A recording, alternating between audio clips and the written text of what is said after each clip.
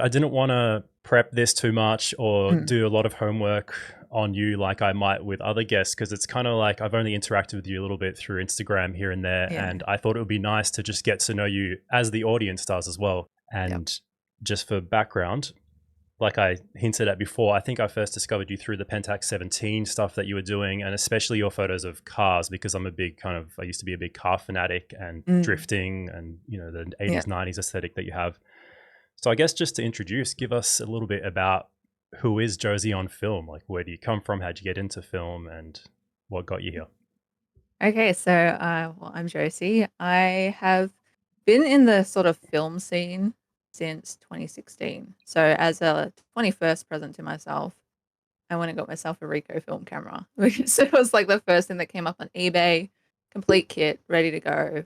And then I ended up going from there. And Josie on film didn't really become a thing, and it was actually meant to be temporary. Like it wasn't meant to be my, I guess, branding name or anything. I was just playing around with where can I share my photos, how can I connect with people. Thought maybe give Instagram a go.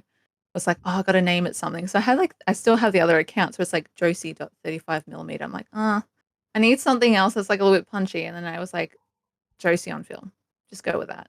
And I was going to change it at some point, and then it just ended up sticking. And then 2020 onwards was when I got really into film. I think everyone kind of went through that with COVID and, the world closing down. And then, oh, now I have all these time for hobbies and stuff. What can I do?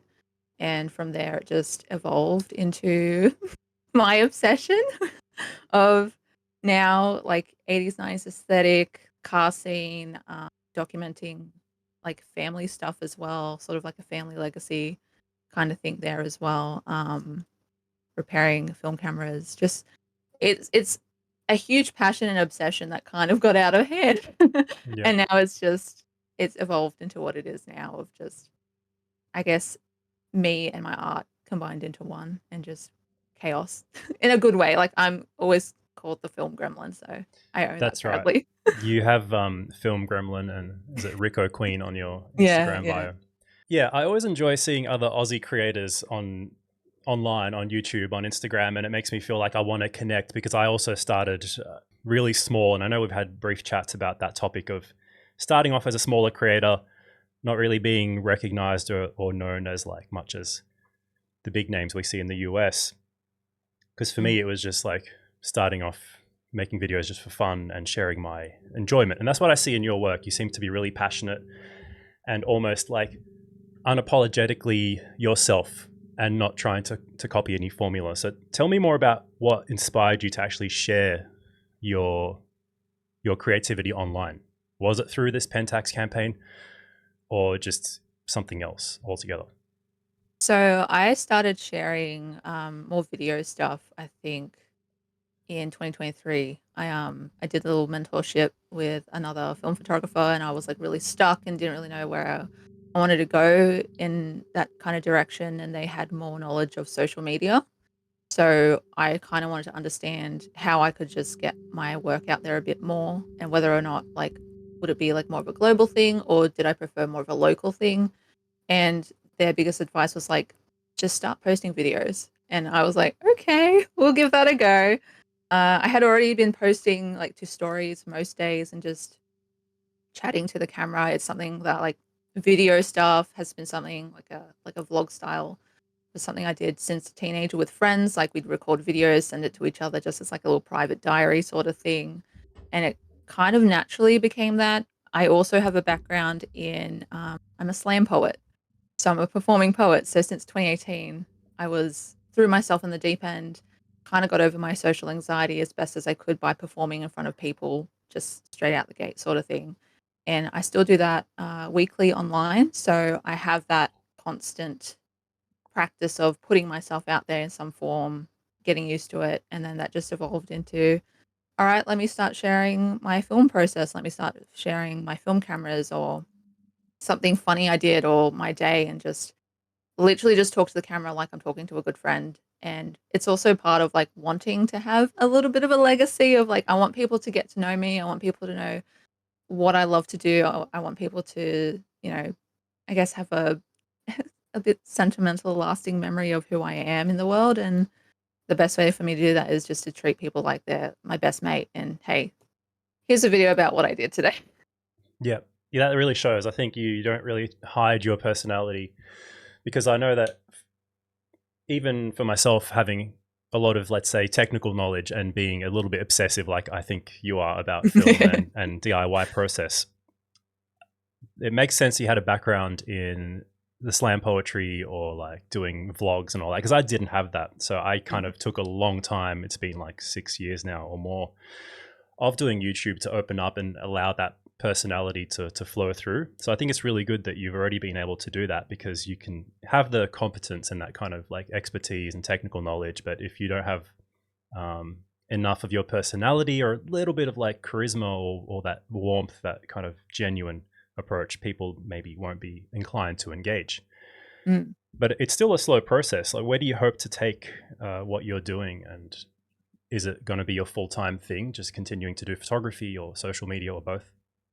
I would love for like my film photography to be a full-time thing. I mean, that has always kind of been the ultimate goal. Even the last 4 years of trying to make it like a business, it hasn't really worked. And so I'm looking at alternatives of how I can sustain like life and do other things as well as find that balance, because I do tend to, I'm obsessive and very passionate about it.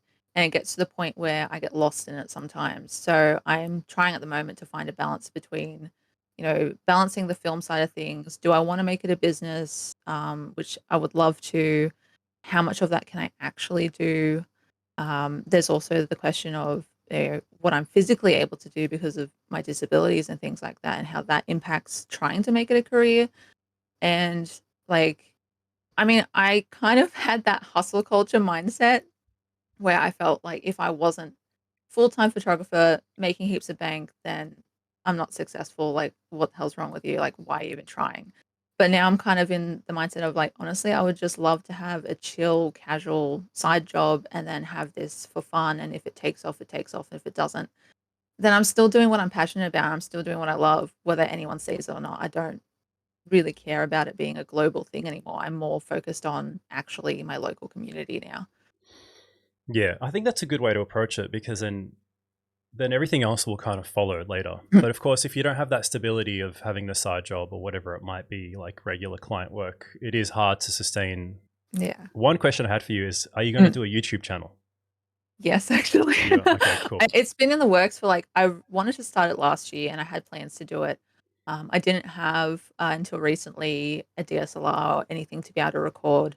Um, I'm quite open and honest about like I run secondhand cameras. My main camera is a $20 film camera. Like I don't have the setup that a lot of people have. And now that I have something that I can use, I'm still going to be using vintage film lenses to film because that's all I've got. But it's going to be like I do want it to be like an educational series, but it's going to have like a personal twist to it, and it's a little secret, so Okay. I can't share more than that. But it's definitely in line with what I do, and sort of it'll be like classic Josie on film Gremlin stuff that I Yeah, hope people yeah. will enjoy.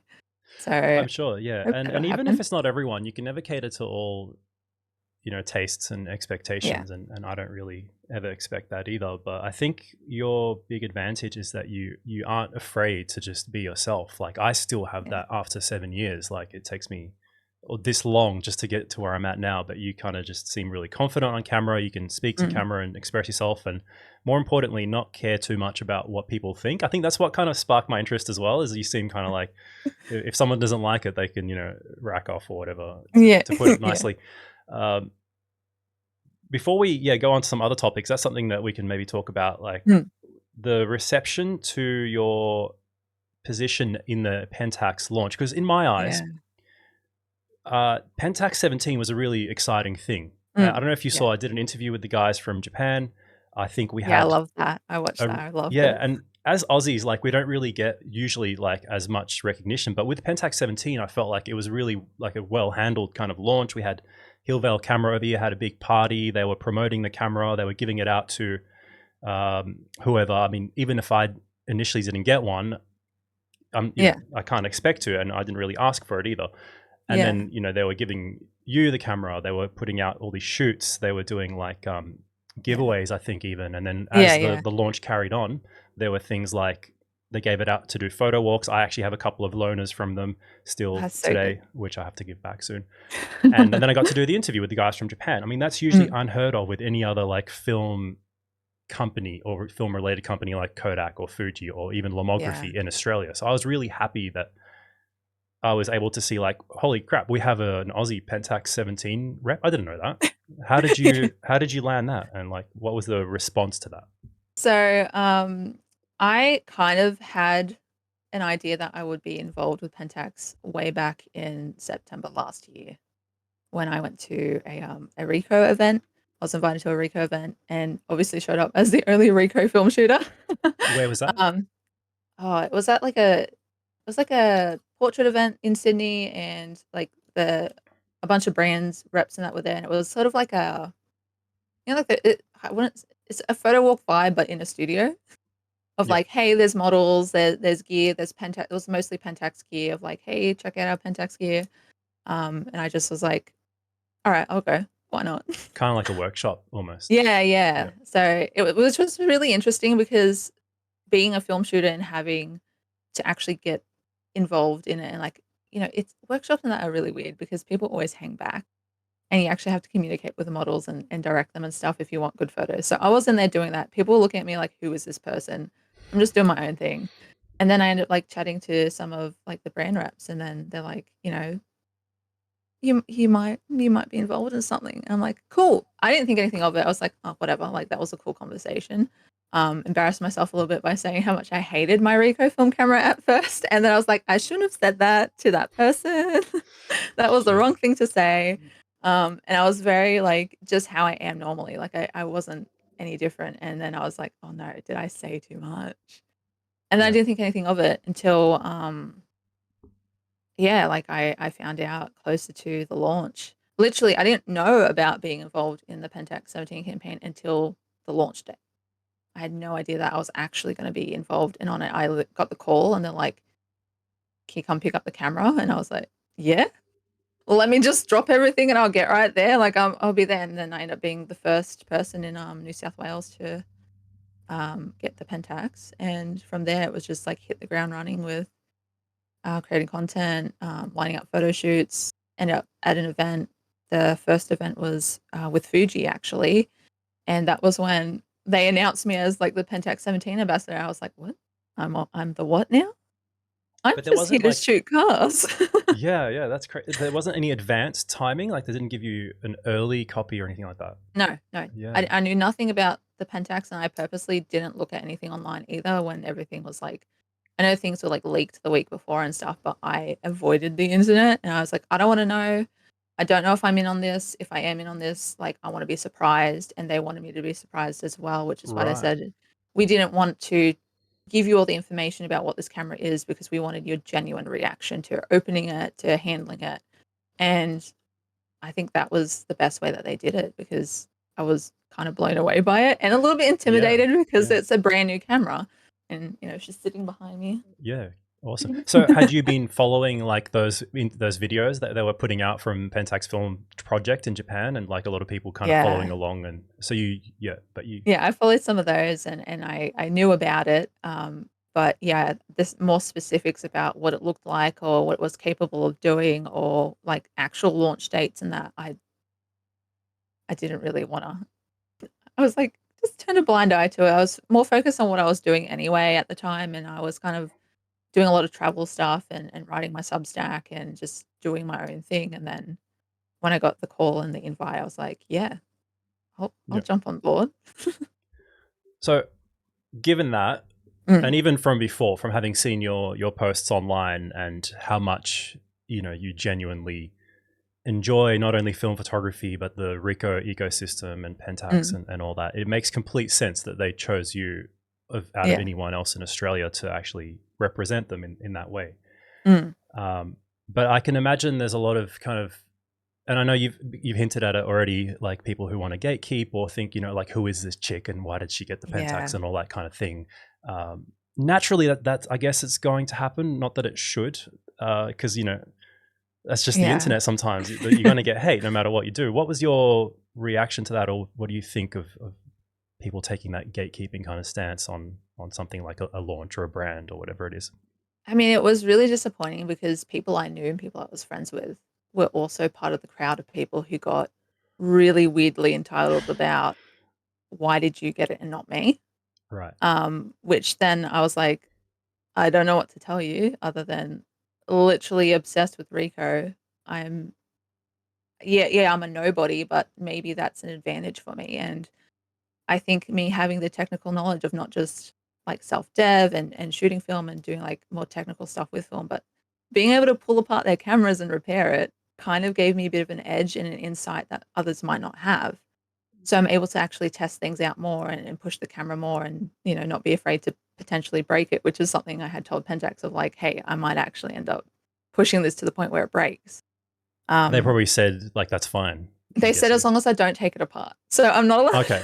Right. I'm still not allowed to take it apart because then it voids the Yeah, that makes warranty. sense. But they weren't worried about you making accidentally doing No, something or they like were breaking. Yeah, interested in yeah. seeing how far I could push it, what I could get out of it, the style of shooting that I do, if it's possible with the camera, and like just let me have at it. That they were just really interested to see how far I could push it, and I I feel like there are other people who definitely would have had a different take on what they do with it, and now you're seeing a lot more like I guess influencers and stuff getting the camera and seeing what they're doing with it, and I love it. And all the people that were upset with me, I'm still out here supporting them.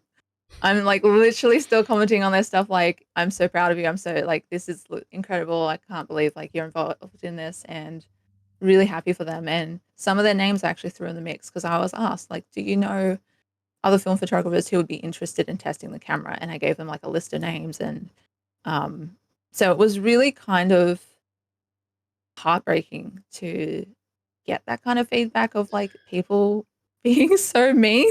Yeah, yeah. It's unfortunate. I guess it exposes like priorities, or it's a bit of that kind of tall poppy syndrome, what we call here. I don't know if that they use that term overseas, do they? Is that just an Aussie thing? I think it's an Aussie thing. Yeah, yeah. But like it is what it is. And I think like they Yeah. saw the potential in you and what you would, because that obsession is just going to drive you to keep like experimenting Oh, and yeah, like, sharing what you I'm enjoy. always Yeah. looking at the next biggest thing I could do with film or something weird I can do with it or try something new. Because for me, it's always I love learning and I love understanding the process of things. So the more I can push it and the more I can understand what I'm capable of and what the camera's capable of is, like, something I just love doing. So I risk it and do weird shit with cameras all the time. So I'm not afraid to also, like, share my opinion about it. If something doesn't work, it doesn't work, and if I like it, cool, and if I don't, you'll know, and, I think that honesty as well, along with, like, the passion and obsession, ended up just being a good combination, even if others don't agree, and that's okay. I'm not really interested in pleasing everyone anyway, so I can see that. Yeah. yeah.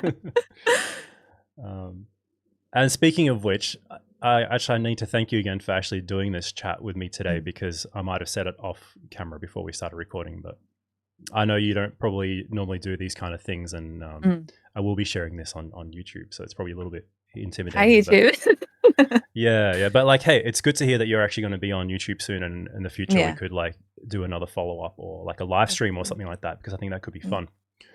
yeah. Why are you so obsessed? Like, what drives that?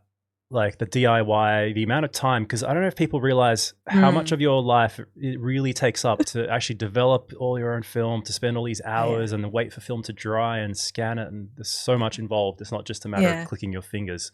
Where did that yeah. come from? Um, well, on the subject of hours really quick, like, most of my shoots take about 150 hours of labor from start to finish, from the time I start deving to the finished result, so, um, yeah, it's involved. Uh, I I think I've just always been that way. I'm very technically and mechanically minded. It's kind of a family trait. My dad's the same with cars.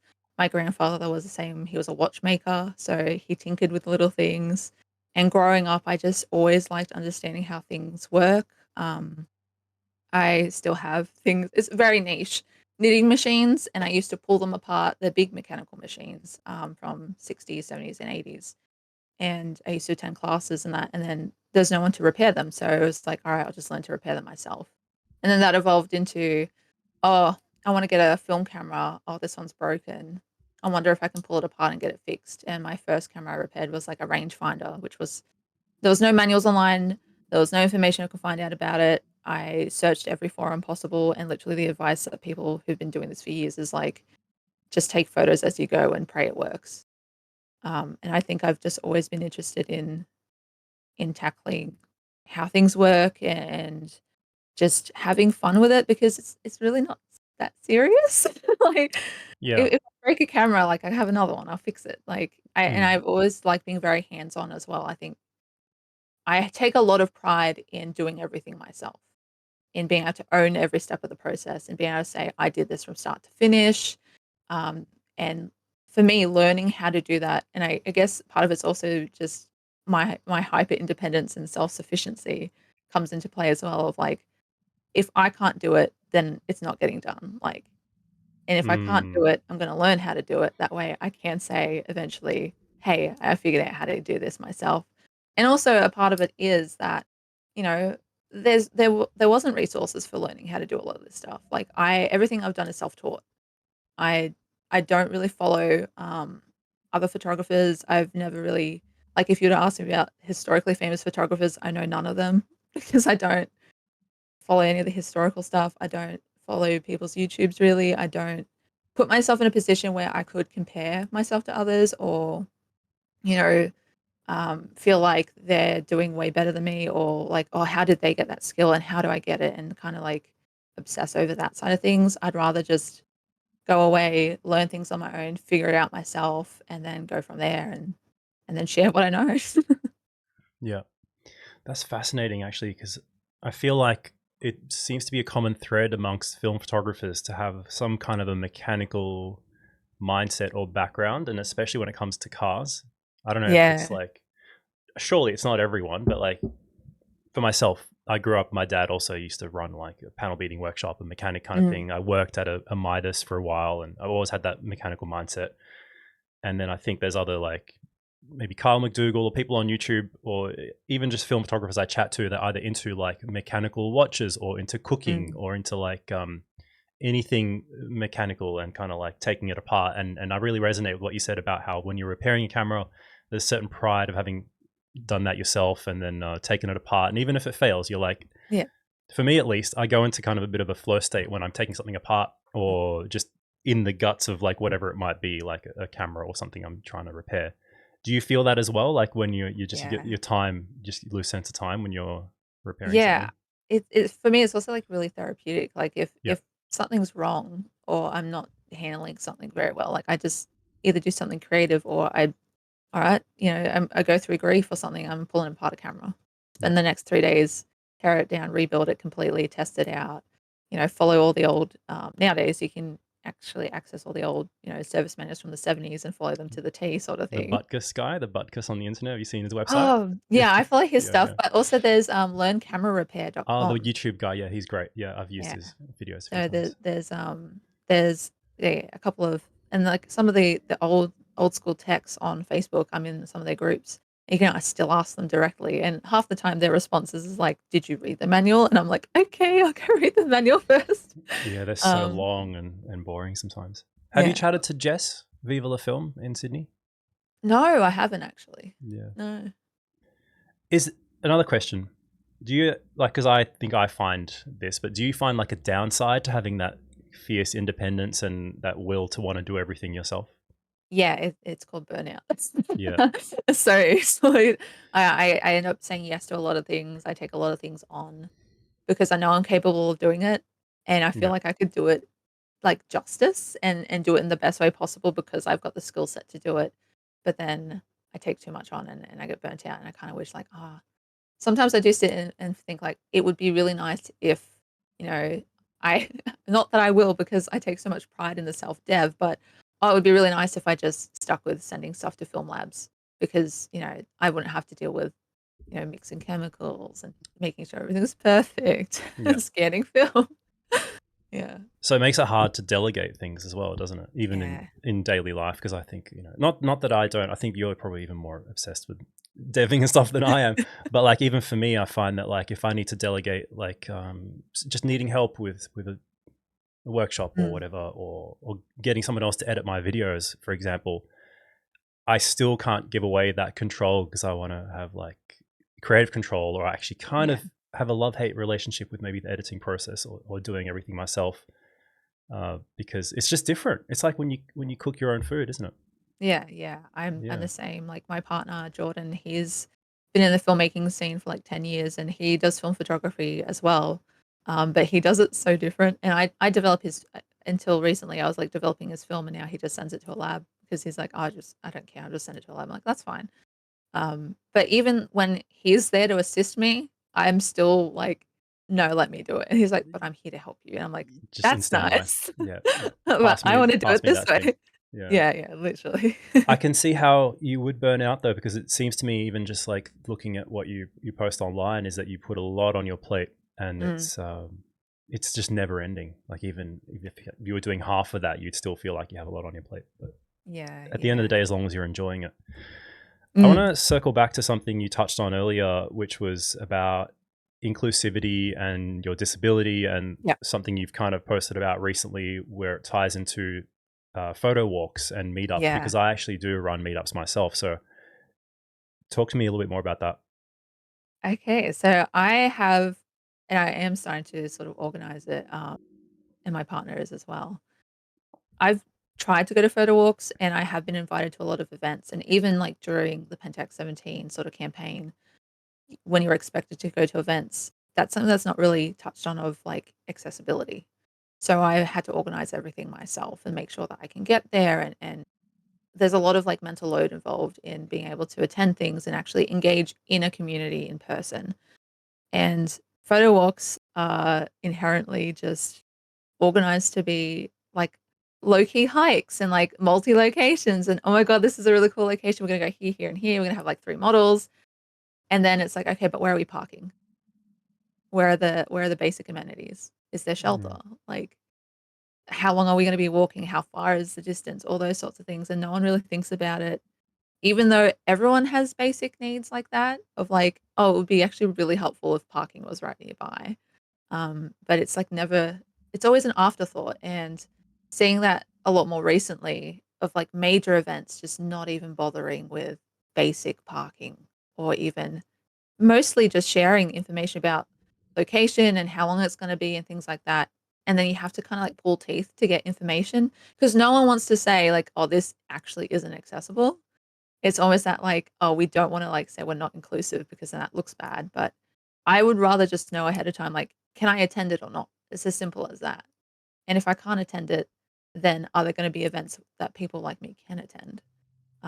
And I'm trying to help create some of those events because it's not to say that every event has to be, like, perfectly accessible. I think it's more of if you have a couple of inaccessible events, you should try to strive to have at least one that's catered to. Mm. Um, and that's kind of also gets a lot of people heated when you bring that up. Does it? Yeah, yeah, there's been a lot of, backlash recently, Okay. usually private backlash when you Right. confront companies and brands and you say, "Hey, just so you know, as a heads up, here's the, national guidelines. Here's, like, New South Wales checklist by the government. If you would like to include people like this is what you have to do." And then the response is, "Oh, but it's not our responsibility." It's like, kind of it is though. Um, so Do you they, do forgive my ignorance on it? So do they wait to, because let's say you're doing a photo walk. The photo yeah. walks I do here, I've never really done anything where it's a multi-location hike Mm, and all that kind of stuff. Maybe I've heard of them, but the ones I organize, for example, they're usually just like, we meet up in the CBD, we have coffee, we just wing it, we more walk around chill. or Yeah. whatever. It's kind of like that. What would they do in the sense of organizing an event? Let's say it's a bigger event, it's a paid one, and they are people RSVP to it. Would Mm, the organizer then wait to ask, like, hey, is there anyone who needs access, whatever it is, mm. disability access or parking or something like that? Or is it different when it's a smaller organization and you play it by ear and you think like, oh, hey, I know John, Dick, and whatever, like these usual Yeah. people that show up. Yeah. How do you go about it as a small time organizer, or like compared to like a larger organizer Mm. like Sigma? Regardless yeah, yeah. Regardless of if you're like a small time organizer or a big company, like Sigma, Canon, Fuji, anyone, it should always kind of be automatically applied in some way because it's I hate to say it because it's true, and that's not the reason why you should be doing it, but it benefits non-disabled people too, to know Yep. where the parking is, how far it's going to be, a map of the location, like timelines, planning, all thought out ahead of time to make sure everyone's having a good time and everyone's looked after. It benefits everyone. So it's as much Um, about accessibility in general as it is yeah, about any particular groups. yeah. So it's accessibility in general, and then it is really nice to, have certain things catered to because, like, for myself, I have mobility issues, so I can't walk long distances. So I'll use my partner's photo walk that he's organizing as an example, and we've had conversations about this, and he's totally okay with me sharing this. So he's organizing one at Bombo Quarry, and Bombo Quarry is down here is in the south coast, so about an hour and a half from where I am, and it's like the most iconic, beautiful landscape area.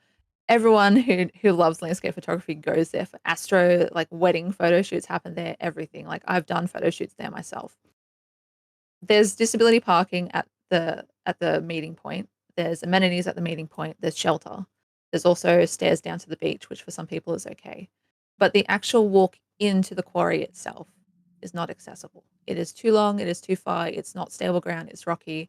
And by the time I get in there, I'm already in pain. And Right. then I just have to push through it and pretend I'm fine and do the photo shoot and work for an hour and then hike all the way back basically. And it's things like that that nobody really thinks of like, oh, actually, yeah, like that's a really steep incline and it's unsafe and it takes 15, 20 minutes just to get to the location itself. And so that's not accessible. That's not an accessible photo walk, and my partner's going to lead a team in, like a group of people into there, and they're going to shoot, film, and do whatever. And my my solution is I'm setting up in the car park with my four-wheel drive and stick the awning or a gazebo out, and I'm having a little picnic with some mates who are going to sit with me. And And chill out. if I'm feeling all right, I'll go down to the beach if I can walk down the steps, and that's what I will do to make it work for me. And then the next one we do will have to be in an area where it's yeah, that means it's going to be a little bit boring and people always want big events and things, but it means single location, parking nearby, amenities nearby, something interesting. Cordo Dam comes to mind where like you park right there and you're right at the dam wall and you can walk along the dam wall and stuff. And yeah, it might not be flashy like the city or it might not be as exotic as like the South Coast and the beach and that, but it means more people can participate without hurting themselves or Fair. without risking their health. Yeah. Yeah. I can relate in the sense that I probably had meetups where there might be certain members who just don't feel capable of walking long distances because I Mm. usually do them in the city or something low key like that, or they just don't want to, or especially if there's a lot of uphill, for Yeah. example. And the thing is, they won't always be willing to speak out. They might Oh, just no. Yeah. skip the meetup altogether, or say, I've got something, or that just don't show up. So I guess there is even relatability to the smaller meetup. So how would you say, Mm. like, because I don't even drive, for example, at the moment. I don't Mm. have a car.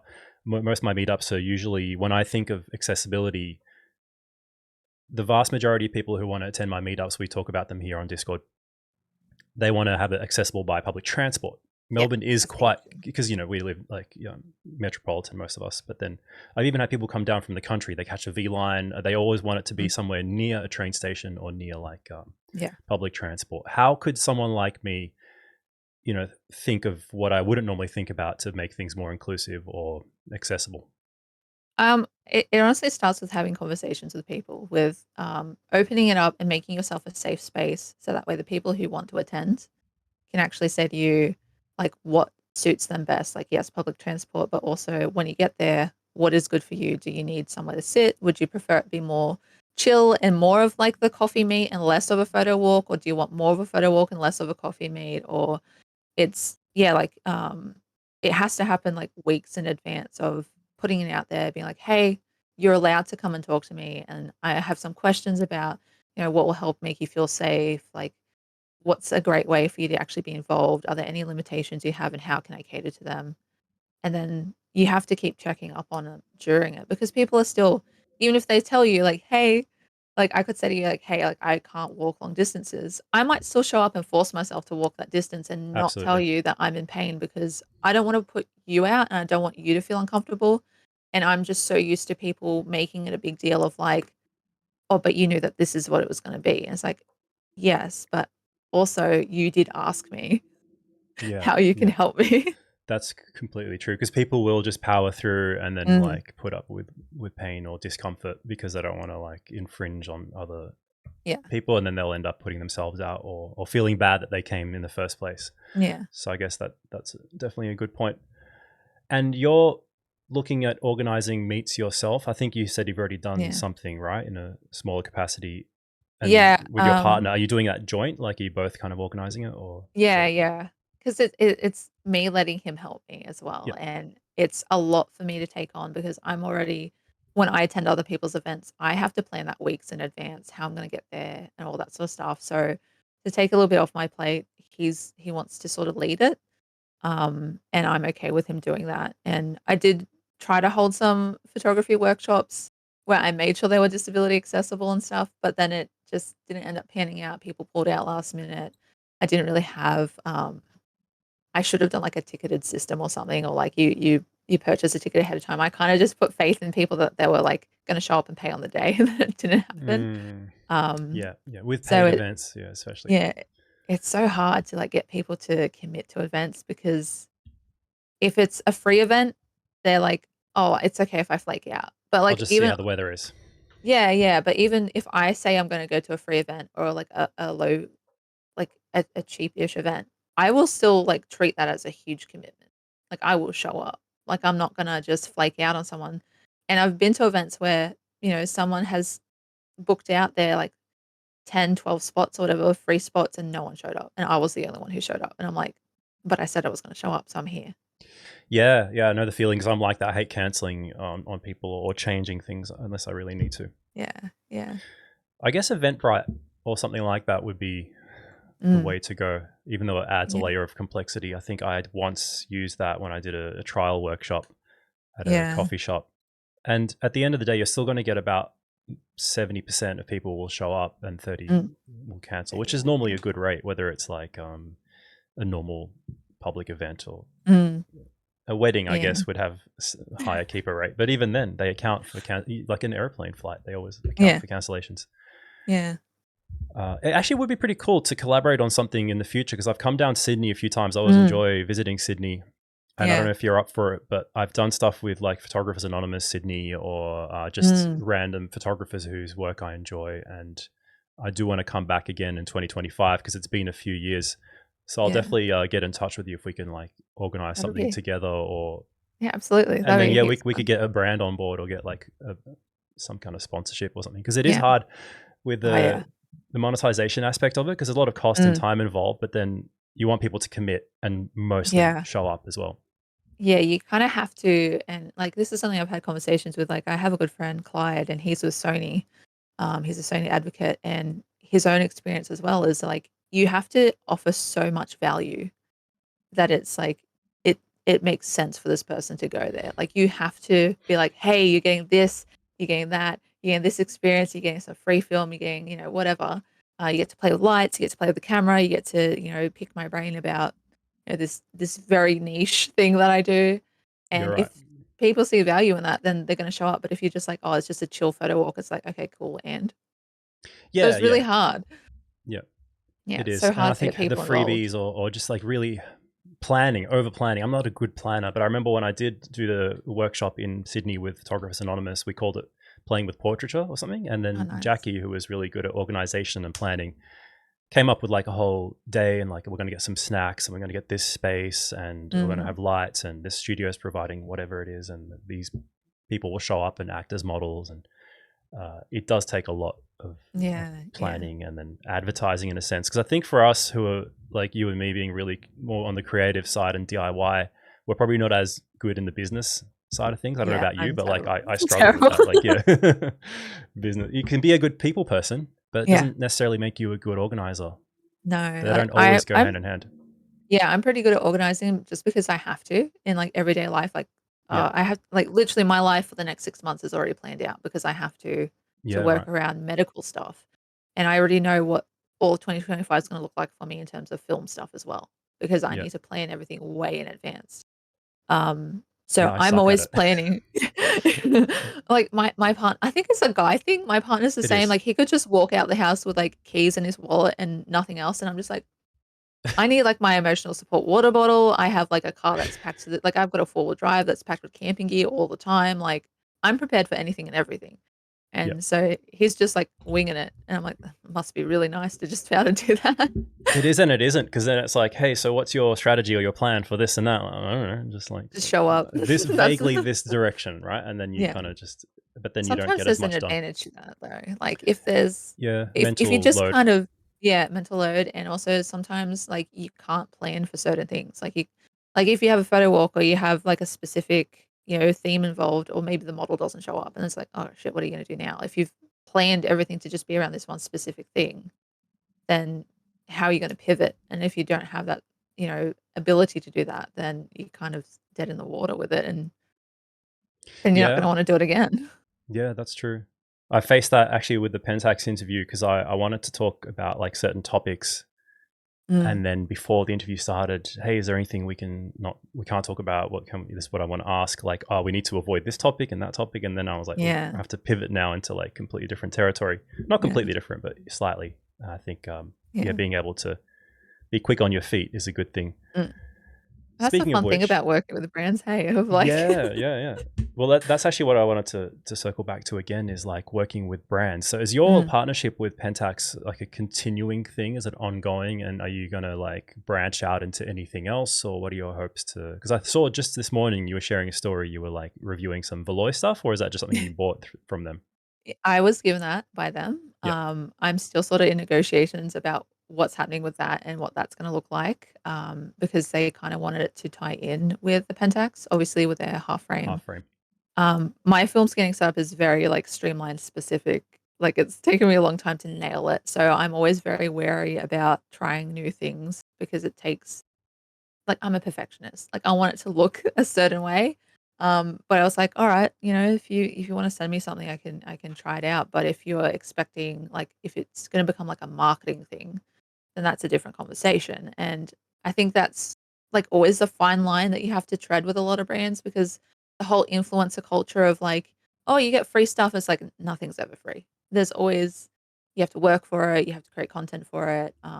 You know, even my partnership with Pentax, like, I did a commission shoot at the beginning of the year before going on with Pentax, and that's how I ended up getting the K1 Mark II, the DSLR from Pentax, to then help me with film scanning, because 'cause they're like, "Actually, we'd really like to see our DSLRs being used for film scanning because no one's done that."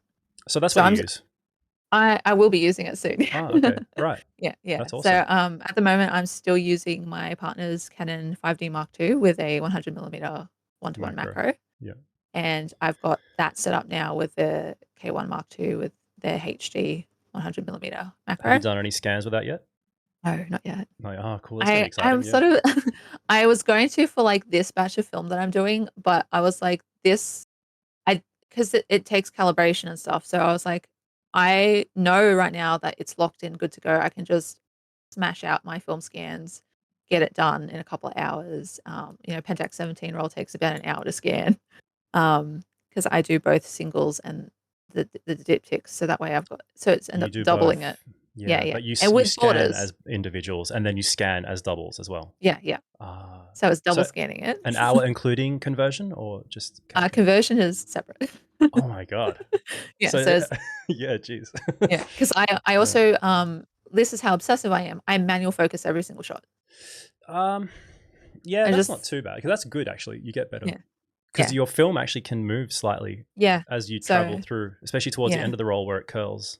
yeah, and Yeah, I'm wearing gloves, I'm making sure the film's flat. I've got my cutout film holder, and a lot of people give me shit for that. It's literally just one of those archiving sleeves with, like, a big enough hole cut out yeah. to then feed the film through. That way I can scan with borders, because I've tried other film masks and I didn't like any of them, Mhm. which is why I'm like, the Veloy one's gonna be interesting, because I am they gave me the one that I can scan with borders as like Half little frame insert. with borders, individual, Half frame with no borders and then full frame with borders.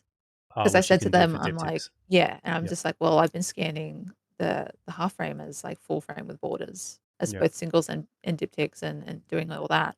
And they're like, oh, okay, well, we'll send you the mask for it too. I'm like, sweet. So, Yeah. and their system, you can actually kind of pull it apart anyway. Like I was reading the manual and they're like, oh, you can replace the light source if you have a different light source. I'm like, okay, I can pull it apart Oh, and play around with that. So that's cool. gonna experiment with it as it is with the K1 Mark II for the next batch of film that I'm doing. So that probably won't be until January. But I do kind of want to try to sneak in some film dev at the end of the year, then maybe test it out with that. But yeah, everything's just honestly been delayed because of how much work went into the Pentax 17 campaign, and I'm still working on it. Yeah, yeah. Well, do you have? It sounds like you have goals, like you mentioned in the beginning that you have a couple of shoots or something like that. Yeah, yeah. Is that based on their expectations or deliverables, or is that just kind of like what you wanted to do with the camera? Well, all the shoots that I've done so far with the Pentax 17 campaign, which has on my end wrapped up basically. So in New South Wales, they're now focusing on other areas of Australia for marketing and things like that.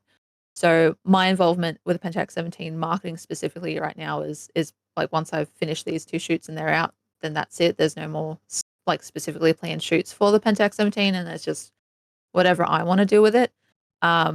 So yeah, I don't know if I'm involved in anything future with Pentax. I know some things, but I don't know all the details about things. And I have put my name out there of like, hey, like I had fun with this, and I do have conversations with members of Pentax Japan Direct and stuff, and they've loved, especially the casting stuff. They love the casting stuff. Hmm. And I said to them like, hey, I'm gonna be even more on the casting. Like if you want me on board for whatever's to come, like throw my name in the mix. I'm happy to have a chat about it. Whether that's years down the line or whatever. Like I'm keen for it. So I put Yeah. myself out there, and we'll see Good, what you should. Yeah, happens. I think because I was chatting to some of the reps and like I think I mentioned how cool it would be because they said something about a new pop up, a Pentax pop up in Tokyo somewhere, and that how Oh. they do some involvement with like car related events. And Mm, I think I was like, yeah, please, if something comes up, I'd love to go to Japan and yeah. I'll figure something out. And I actually had initially loose plans to go early next year, but I don't think that's going to happen Mm, anymore. But that would yeah. be amazing. Yeah. So when it comes to working with brands, like you kind of touched on not putting out certain expectation or just that you're going to like promote the product and then be like, Mm, yeah, sure, give it to me for free. And I'm just going to say like whatever you want me to say, because I struggle with that too. Do you have a particular strategy? For example, I might get something like an accessory or whatever it might be, yeah. and they say, we'll give you the thing and then do a review or mention of whatever it is. And then Yeah. sometimes, like, because I can't sell out, so to speak, and just Mm, give a glowing a review to yeah. everything. I have to be able to mention The pros criticisms. and cons. Yeah. Yeah. And then I've had situations where in the past I have criticized something and it's mostly or all just constructive criticism. And yet the brand comes back and says, we're upset that you didn't like contact us or whatever it might be, or that you Yeah. mentioned this or you misunderstood this or that. But Mm, like, well, that was my take. That was my yeah. understanding and my experience of the product, to the point now where I have brands and they'll reach out to me and it might even be like something sponsored or whatever. Mm, And I start having a surface level look at the product and I'm like, I can already see I don't like this or that. Most brands are actually pretty cool with that. yeah. But I think it's that gray zone of Mm. communicating that and how do you come bring it across. Have you had any experience with that yet, or do you have a strategy going forward? Well, yeah, well, I also have like the experience of having friends that are working with other brands, other big brands like Sony and Canon and that. And we're all very like, it's not public knowledge, but if you ask people, they'll usually just tell you what their experience is. And I've learned the hard way that it's like if you're given something for free by a brand, and I've also been told by like brands themselves this, if an influencer is given something for free by a brand, like they just want to see what you do with it. If it comes to like marketing or they want start asking for specific stuff, that's when like payment has to come involved. And then that kind of like turns into a different thing where it's, you know, more direction is given and you have to take it a certain way. And obviously that's when you start having the conversations about all right, what do they want out of this? What can I do with it? But also still be authentic to my own opinions and stuff. And a lot of the stuff that I have done, I'm really lucky that with like Pentax and like Pentax Australia, Pentax Japan, like it's been really chill. And they're just like kind of like, we just want to see what weird shit you do with it. We just want to like don't break the camera, but like we want to see how far you push it. They really wanted to get into the car scene as well. So they were really excited to see me. It's almost finished and it should be out in the next week. I went to Unmarked, which is a huge car show over here, and I applied as media, got in as media, and I shot the Pentax 17, and I'm super happy with the results of that.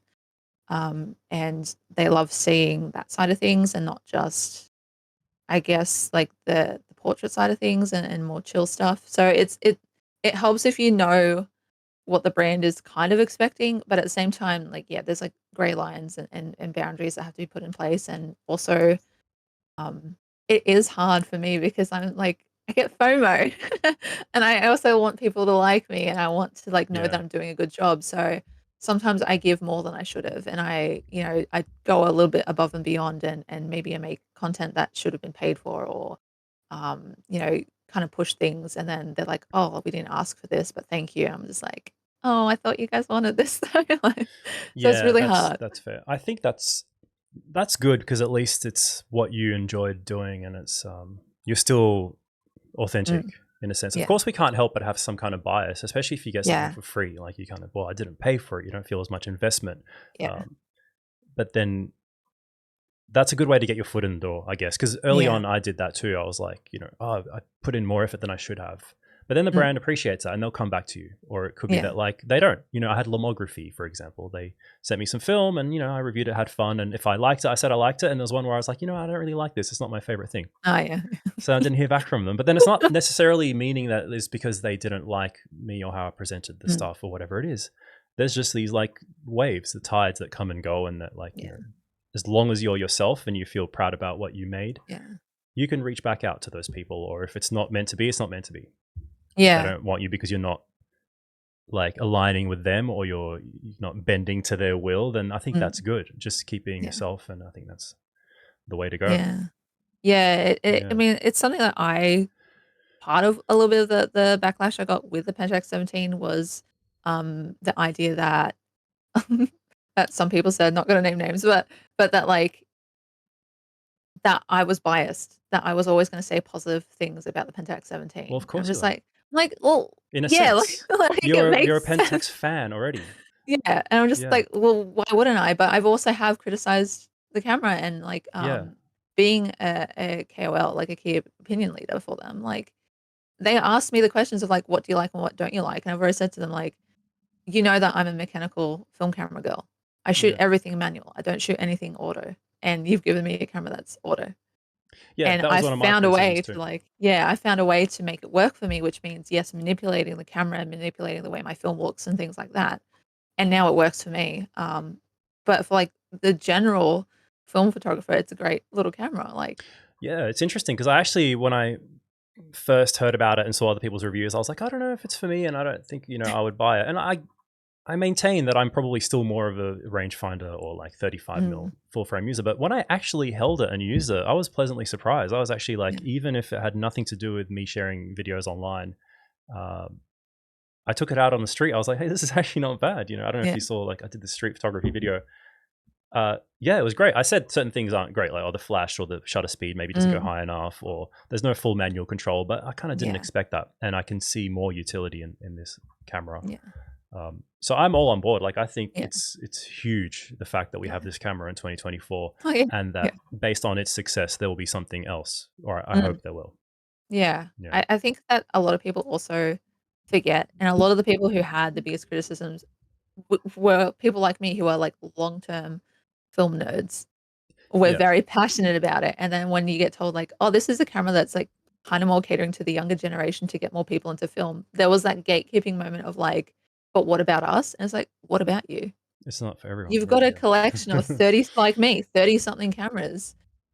You've got all the cameras in the world, you've got all the skills in the world. Like, this is supposed to be including new people and, like, inspiring more people to get on board, and if it's not for you, then wait for whatever comes next, if anything comes next, like, you know?"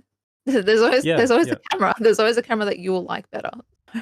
that's true. And I think people forget that there's that level of bias that's just Mm, intrinsic, right? Like I'm yeah. obsessed with coffee, right? So if you come and bring me this brand new roastery, it's a specialty thing, and like, yeah, and I review it, and someone says, "Well, of course you're going to like it." Well, yeah, I'm going to like Yeah. it as long as it's decent because I love coffee. But then Mm. that doesn't mean that if you give me a cup of trash coffee, I'm not going to say it tastes like shit. Yeah, yeah, Same with cameras. There yeah, are cameras out there that may come out that I would use and be like, no, this is a complete piece of shit. Like, I don't think yeah, it's for me. Like, good on you if you want to buy it, but just for me, I don't like it or whatever it might be. yeah, So yeah, you can't be afraid to express that either. It's just less yeah, likely if that's your domain. Like you love Pentax, you love Ricoh. yeah. Um, Like, and I have actually been really like honest and open about it in all my content anyway. mm, So when people are like, oh, of course you're gonna be biased and say nothing but nice things, I'm like, have you even read any of the stuff that I wrote about it, or like listened to anything that I've posted or videos and that? Like, I'm very honest with how I use it, and like I mentioned, like it doesn't have manual control, and that's something that I miss when I'm using it. But the way that I've adapted for my workflow is it's kind of the fun party camera for me. yeah, Like that's right. Yeah. it's like I've experimented with, and I do actually quite like using like multi-image filters with it, but because you have to hold it in front of it, you're blind firing that shot and you don't know how it's going to turn out. Hmm. I like that sort of experimental aspect. Other people don't. At the moment, I run a cross screen filter on it, um, which finally I don't can't even remember what citywide brand have a little cross screen filter Oh, yeah. because everything I do, all of my work, I run cross screen filters, vintage Yeah. filters, things like that. And for it to fit in with my aesthetic, slap a filter on it. And the way I shoot with it is nearly every single roll is +1 on the exposure compensation because I almost always slightly overexpose my film anyway. Yeah. Or you can change the ISO, but for me, I just overexpose and then dev at box speed. And yeah, she's the party camera, so her little Yeah, it's little great piece party 13. travel when you don't want to take anything else or like a Yeah, I second mean, like, camera. it comes with me on, like, professional shoots, and I've used it, like, I did 7 shoots with it. So, I did It's the actually 7. amazingly sharp for what it is. Yeah, and, Yeah. I for Unmarked, I had it because the lighting in that scenario was more catered for videographers this year. Is that the stuff where you had the cars with like the colored like purplish kind of light? Yeah. Yeah, that was Yeah. that. Yeah, cool. Um, the cars with I recently posted it in the last couple of weeks. I don't know if you saw them. Like I just posted to story, but there was like multicolor lights and stuff, and it's all like JDM scene stuff. And then the '80s aesthetic for me, well, I consider it. My '80s aesthetic is very much influenced by like the Blade Runner universe Right. and like Artificial the lights, neons neon. and Yeah, yeah. yeah. So then you see heaps of that in my work. So I try to combine the two of like using really, really harsh continuous lighting, which then also combines with like the filters to give off like the starburst and all that because you need the Surreal. harsh Yeah. lighting for it. And people always like, how did you do this on film? And it's like you have to just push it. You gotta push it to the extreme and like it looks ridiculous in person. Like in person, it's scary. And a lot of people shy away from that. But yeah, it's chasing those kind of unusual lighting scenarios or like trying to get the film to do something that it might not be designed for. And that's the kind of aesthetic that I love chasing. Yeah. Yeah, I can see. Yeah. So, what is next? When is the YouTube channel coming? Are you allowed to say, or you're not sure yet? I haven't even started scripting for it, honestly. I'm still kind of navigating a little bit of burnout at the moment. Yeah, And I was on a photo walk with my partner and I broke my toe at the I beach. remember. So I'm still recovering from that. So like I'm technically not supposed to be doing photo walks or anything, even though I am doing one like next week. But Yeah, I won't really be walking, I'll just be sitting there. Um, yeah. and That must be painful. yeah, it was such a nice day at the beach, and I was testing, like, a little Olympus point and shoot that was my aunt's, and I, like, tried to fix it up for her, and I was gonna do a test roll through it, and then I'm actually really lucky I didn't drop any of my cameras in the water, to be honest with you. Are you still Um, getting jokes from people about kicking rocks or whatever yes, things they're coming up with? still, Yeah. and everyone's like, how did you kick the rock?" I'm like, "Literally just trying to step up," and I just Yeah. I I've misstepped. done that. I've not broken, but you know when you accidentally stub your toe or something, and it's like It even was that's like that, painful. Yeah. but worse. And the thing is that I was like trying to push through it because we're like taking photos, and I wanted to take photos of specific things, like the rocks there that I was climbing, So and unfortunate. and then like even when I left, like we still kind of hung around the beach because I'm like, the reason why we're here is because I want to go to the beach and have a nice day. And I'm like, I don't care that I'm in pain. Like, I'm not leaving just yet. Yeah. Uh-oh. So Sorry. This guy hopefully, decided to join the conversation. oh, well, mine's in the background sleeping. So Must have been good hi, boy. cat lovers. He gets needy sometimes. Yeah, All right, so you've got the YouTube channel. I'm sure you'll probably want to hopefully, take a break over this like New Year period, but then yeah. what else are you working on? Any other So projects or exciting things you want to share with the audience? yeah, well, I have always been interested in the drift scene, Yes. and it's really so there's a couple of scenes I'm interested in. I grew up watching V8 supercars, obsessed with supercars. Okay, like Um, Bathurst and whatever. Like, Yeah, yeah. yeah. So, I really wanted to this year get involved somehow as media or even just go there and like, you know how you can go camping there and stuff. But it's insane. It is You so can insane. Yeah, at you can VA like or at drifting. at V8. Okay. Yeah, so at Bathurst, like you could, but it's like a whole thing, like Bathurst 1000, the biggest race of the year. If you want to go camping there, you have to book it months in advance. It's crazy, Wow, it's crazy. almost like a music festival or something. Yeah, like people line up for like weeks in advance and all that sort of thing, and you're there for like a week. Like once you've got your camping spot, that's it, you're there. Yeah. So it's something that is not, again, it's sadly just not accessible for me. I can't really do it, so I just watch it on the TV. But I would love if one day I was, in pit lane taking photos. That would be really That cool. that'll be really fun. Yeah, yeah. Because And I I know that think there are some film photographers like like I think it was like Red Bull F1 or something. There was like they yes. recently put up some film photos. I'm like, I want to do that. Yeah, someone did like large format or something, didn't they? Like I don't know Yeah, if that yeah. was I was here like, or yeah. yeah, I was like, that looks so sick.